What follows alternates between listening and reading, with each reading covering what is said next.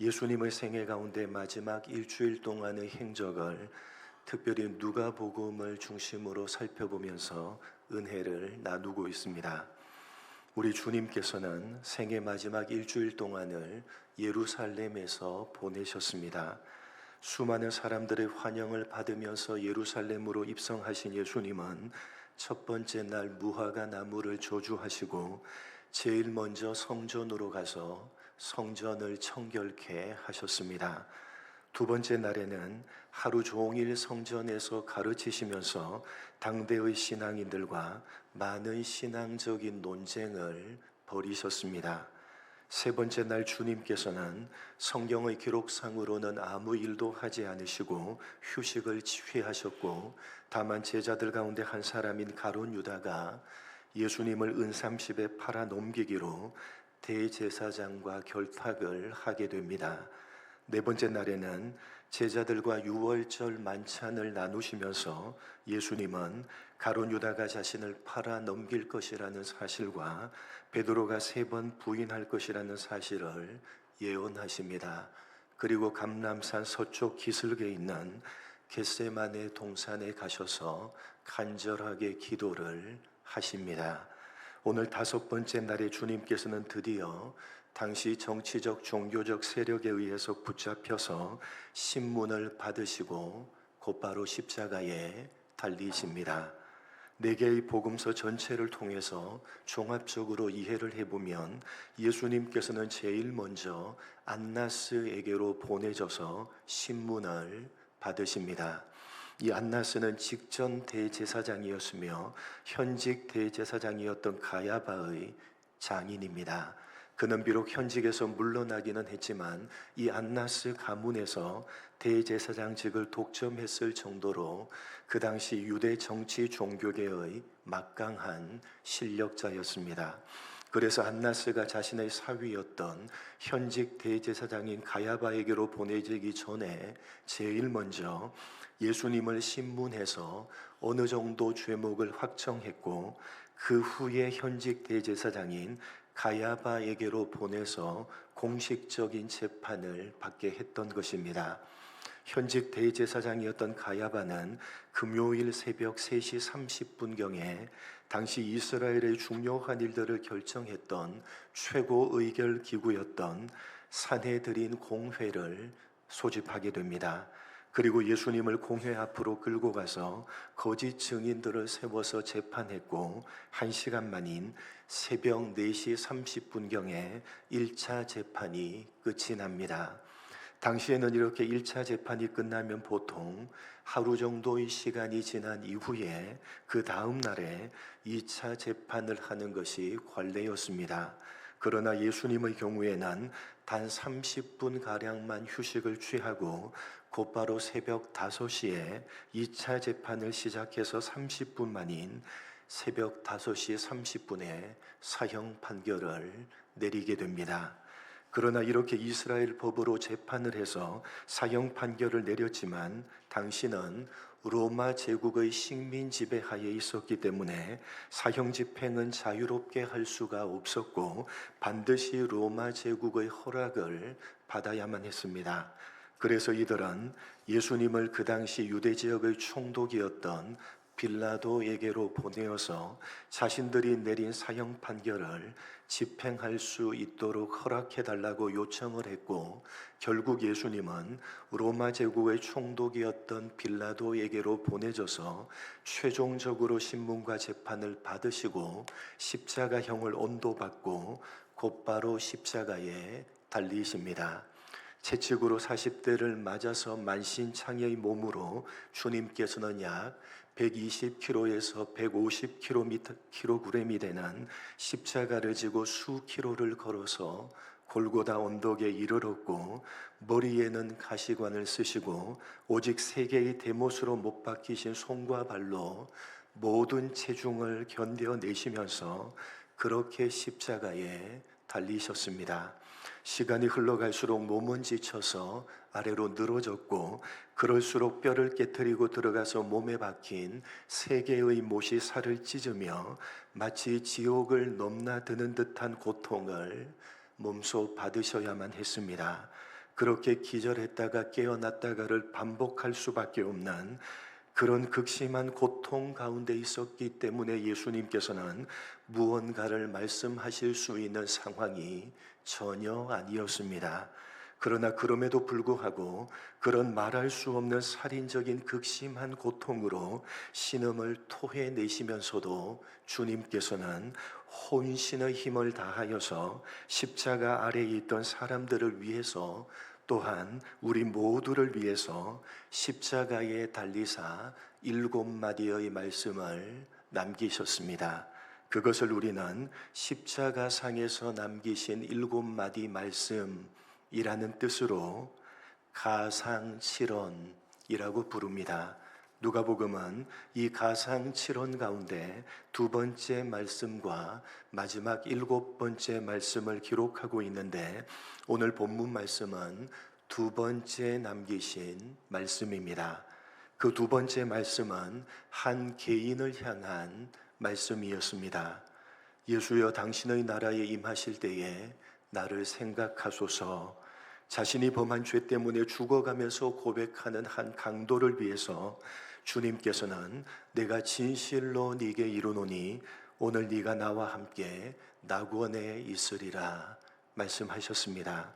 여러분, 오늘 이 2번째 말씀은 다만 자신의 죄로 죽어가는 한 강도에게만 하신 말씀이 아니라 허물과 죄로 죽은 모든 우리 인생들에게 하시는 말씀입니다. 생사를 넘나드는 십자가의 극심한 고통의 순간에서도 주님께서는 우리들에게 눈에 보이는 이 세상이 전부가 아니라 죽음 이후에 또 다른 세상이 있다는 진리를 가르쳐 주시기를 원하셨던 것입니다. 여러분, 강도는 어떤 사람입니까? 강도는 눈에 보이는 이 세상이 전부인 줄 알고 살아온 대표적인 사람입니다. 그래서 강도는 오직 눈에 보이는 이 세상만을 위해서 살았습니다. 그것이 전부라고 생각했기 때문입니다.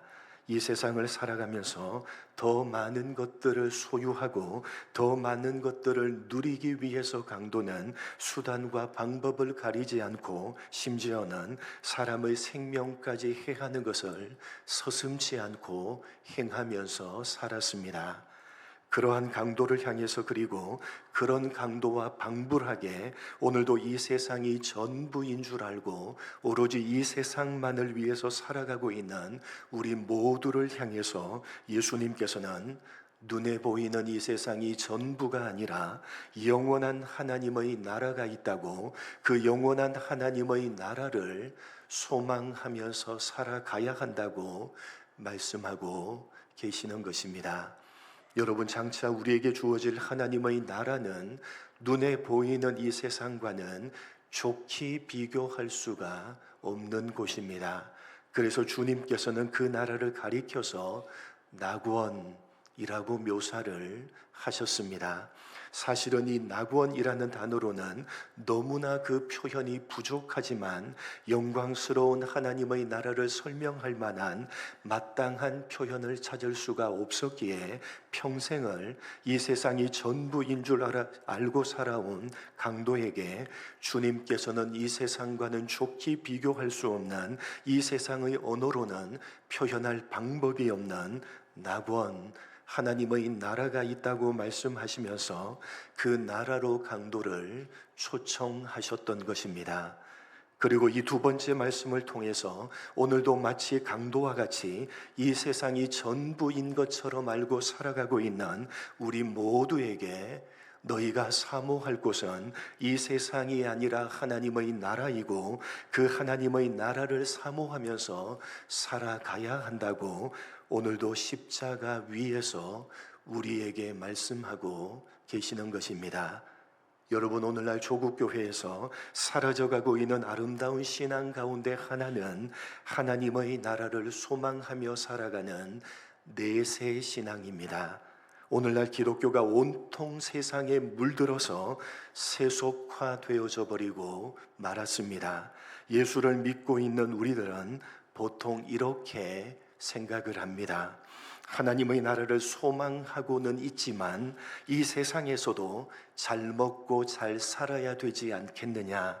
이 세상에서도 잘 먹고 잘 살고 그 다음에 하나님의 나라에 가서도 잘 먹고 잘 살고 그게 제일 좋은 것 아니냐.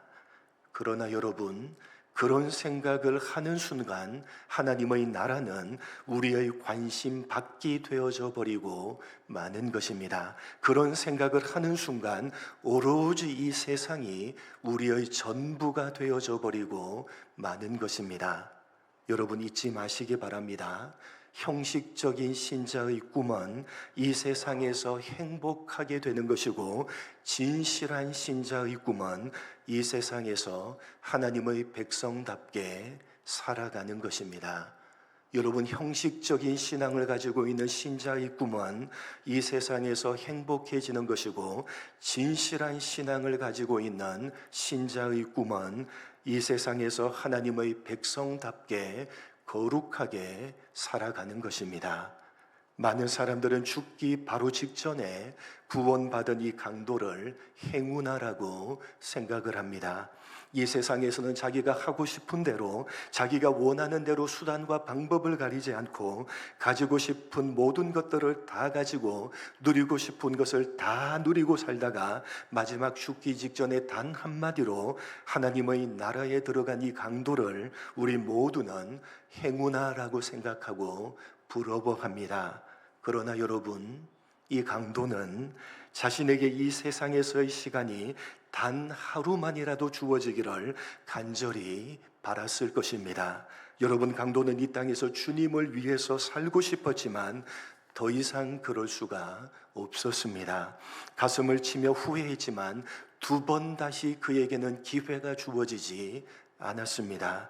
이 땅에서 주님을 위해서 살 수 있었던 그 많은 시간들과 그 많은 기회들을 모두 다 허비하고 모두 다 낭비하면서 살았던 자신의 지난 날들을 강도는 가슴속 깊이 뼈저리게 후회를 했을 것입니다. 단 하루, 아니 단 한 시간, 아니 단 1분 1초라도 이 세상에서 주님을 위해서 살고 싶었지만 그럴 수가 없다는 사실이 강도의 가슴을 치게 만들었을 것입니다. 여러분, 우리는 시편 84편에 나오는 시편 기자의 고백을 기억하고 있습니다. 만군의 여호와여, 주의 궁정에서의 단 하루가 다른 곳에서의 첫날보다 낫습니다. 악인의 장막에서 모든 것을 다 누리면서 사는 것보다 내 하나님의 성전 문지기로 살아가는 것이 훨씬 더 좋습니다. 여러분, 우리가 살아가고 있는 오늘이라고 하는 하루하루가 시편 기자가 그토록 이곳 교회당에서 머물고 싶어 했던 그 하루이며, 또한 죽어가는 강도가 그토록 주님을 위해서 살고 싶어 했던 바로 그 하루임을 잊어버리지 마시기 바랍니다. 여러분, 더 늦기 전에 여러분에게 주어지는 하루하루를 이 세상이 전부인 것처럼 살아가지 마시고 하나님의 나라를 사모하는 마음으로 주님을 위해서 살아가시기 바랍니다. 그렇게 하지 않고 이 세상이 전부인 것처럼 살아가신다면 반드시 후회할 날이 여러분에게 찾아오게 될 것입니다. 그때는 때가 늦을 것입니다. 여러분, 오늘 십자가에 달리신 우리 예수님을 한번 생각해 보시기 바랍니다. 생의 마지막 순간까지 주님께서는 단 한 영혼을 구원하셨습니다. 감히 상상조차 할 수 없는 고통 속에서도 그렇게 십자가에 달리사 죽어가시는 그 순간까지도 주님께서는 아무런 가치가 없는 한 강도를 구원하시면서 이 땅에서의 그 마지막 시간을 하나님 아버지를 위해서 살아가시는 기회로 삼으셨습니다. 네가 오늘 나와 함께 낙원에 있으리라. 이 세상이 전부인 줄 알고 오로지 세상만을 위해서 살아갔던 강도에게, 그리고 예수를 믿는다고 하면서도 이 세상이 전부인 것처럼 살아가고 있는 오늘 우리들에게 주님께서는 눈에 보이는 이 세상이 전부가 아니라 영원한 하나님의 나라가 있다고, 그러니까 부디 그 나라를 준비하면서 오늘이라는 주어진 하루를 낭비하지 말고 하나님을 위해서 살아가라고 당부를 하고 계시는 것입니다. 우리를 위해서 달리신 십자가 위에서 우리에게 말씀하고 계시는 것입니다. 여러분, 이 말씀을 부디 그냥 흘려듣지 마시기 바랍니다. 흘려듣지 마시기 바랍니다. 반드시 후회할 날이 여러분에게 찾아오게 될 것이고, 그렇게 살지 않는다면 여러분에게는 다시는 그 기회가 주어지지 않을 것입니다. 여러분, 우리를 위해서 주님께서 고난받으시고 십자가에서 죽으신 것을 기억하고 기념하고 있습니다. 오늘 십자가에 달리사 고통 가운데 말씀하고 계시는 주님의 세미한 음성을 귀 있는 자가 되셔서 들으시기 바랍니다. 강도와는 다르게 우리에게는 아직 그렇게 살 수 있는 시간이 주어져 있고, 아직은 그렇게 살 수 있는 기회가 주어져 있습니다.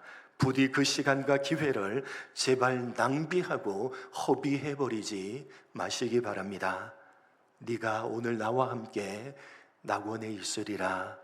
오늘 우리를 위해서 십자가에 달리신 주님께서 고통 가운데 들려주시는 말씀을 여러분 마음에 새기시고, 주님 주어진 시간과 기회를 더 이상 낭비하지 않고 더 이상 허비하지 않겠습니다.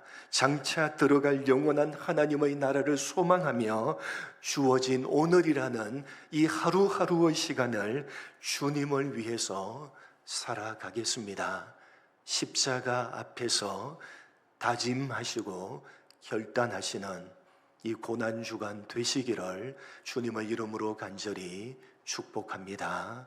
하나님 아버지, 오늘 십자가 위에서 고통 가운데 거친 호흡을 몰아내시면서 우리들에게 전해주시는 이 진리의 말씀을 귀 있는 자가 되어서 들을 수 있도록 복을 내려 주옵소서.